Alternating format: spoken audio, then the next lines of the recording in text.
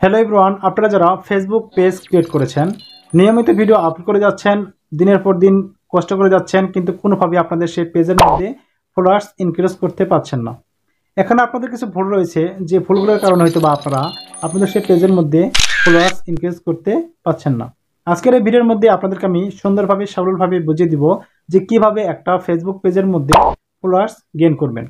এর জন্য কিন্তু আপনাদেরকে এই ভিডিওটা কন্টিনিউ করতে হবে। এই ভিডিওটা একদম স্কিপ করে দেখবেন না। যদি একটু স্কিপ করে দেখেন তাহলে কিন্তু আপনারা এই ভিডিওর মাথামুন্ড কিছু বুঝবেন না।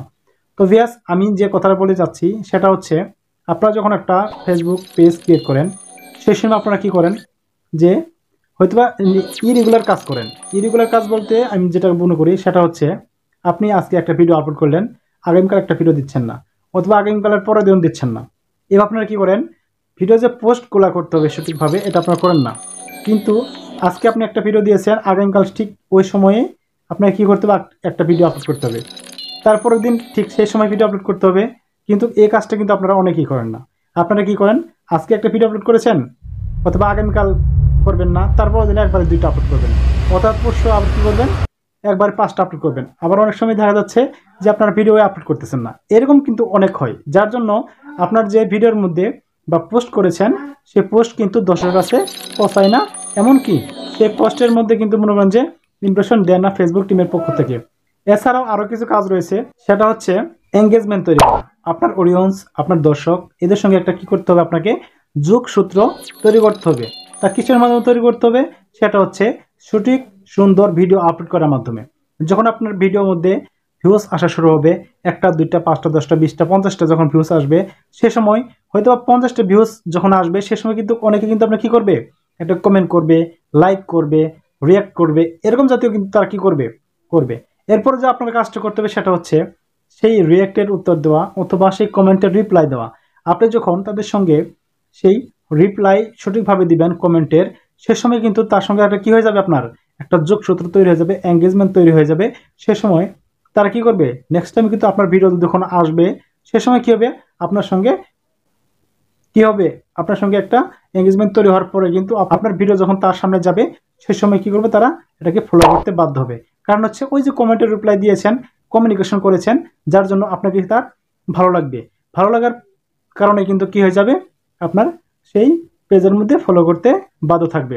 তো আসলে এটা হচ্ছে একদম অর্গানিক এবং রিয়েল একটা সিস্টেম। এছাড়া কিন্তু আরও কয়েকটি কাজ আছে আপনাদেরকে সেটা করতে হবে। সেটা হলো, এই যে প্রথমে বলেছিলাম যে ভিডিও আপলোড করা যে নিয়ম বা রুলস, এটা কিন্তু আপনাকে মেনটেন করতেই হবে। এরপরে আরও একটা কাজ করতে হবে, সেটা হচ্ছে আপনি মনে করেন যে আপনার সেই ফেসবুক পেজের মধ্যে প্রচুর পরিমাণ সময় দিতে হবে, মিনিমাম দিনে 3 ঘন্টা। হ্যাঁ ভিউয়ার্স, আপনি যখন একটা ফেসবুক পেজের মধ্যে প্রচুর পরিমাণ সময় দিবেন, সে সময় ফেসবুক টিম বা ফেসবুকের যে রোবোটিক সিস্টেম আছে, তারা বুঝবে যে আপনি পেজের মধ্যে সময় দিচ্ছেন, যার জন্য আপনার সেই পেজের মধ্যে রিচ এঙ্গেজমেন্ট বৃদ্ধি করে দিবে ফেসবুকের টিম। অর্থাৎ মনে করেন যে আপনি কি করবেন, অন্যের একটা ভিডিওতে প্রবেশ করবেন, অন্যের ভিডিওতে প্রবেশ করার পরে ওখানে যে লাইক বা কমেন্ট করেছে তাদের রিপ্লাই দিবেন। অর্থাৎ আপনাকে সেখানে ফার্স্টলি যে কাজটি করতে হবে সেটা হচ্ছে, সেই ভিডিও যদি আপনার ক্যাটাগরি হয়ে থাকে, সেখানে সুন্দর করে একটা গঠনমূলক একটা কমেন্ট করবেন। এরপরে যে কাজটি করতে হবে সেটা হচ্ছে, সেই ভিডিওর মধ্যে যারা যারা এ পর্যন্ত কমেন্ট করেছে বা লাভ রিয়েক্ট দিয়েছে বা রিয়েক্ট করেছে, তাদের কি করবে, তাদের কমেন্ট সেকশনে প্রবেশ করবেন, অর্থাৎ রিপ্লাই কমেন্ট দেওয়ার চেষ্টা করবেন। আপনি যখন একটা কমেন্টে প্রবেশ করবেন, দেখবেন যে অনেকজন আপনার বিভিন্ন রকমের কথা বলতেছে সেই ভিডিও সম্পর্কে। আপনার কাজটি হচ্ছে সেই রিপ্লাই দিতে হবে সেই কমেন্টগুলোর। যে যারা যেভাবে তারা কমেন্ট করেছে, সেই কমেন্টের উত্তর আপনার দিতে হবে।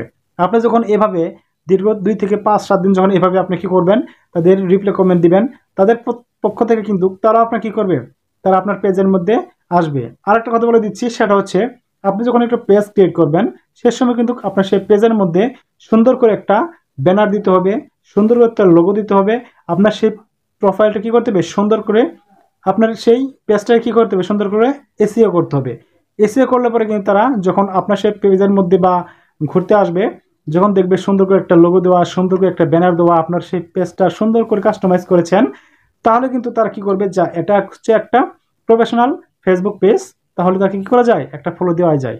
এভাবে কিন্তু তারা আপনাকে প্রত্যেকেই ফলো করবে। আর ফেসবুক পেজ কিভাবে আপনি এসইও করবেন সে সম্পর্কে কিন্তু আমার অলরেডি অনেকগুলা ভিডিও রয়েছে, এগুলো আপনারা দেখে নেবেন, যাতে করে আপনাদের সেই ফেসবুক পেজ এসইও করার মাধ্যমে কিন্তু আপনাদের সেই ভিডিওগুলো কী হবে, ভাইরাল হবে, র্যাঙ্ক করবে, রিচ বাড়বে, দর্শকের কাছে পৌঁছবে।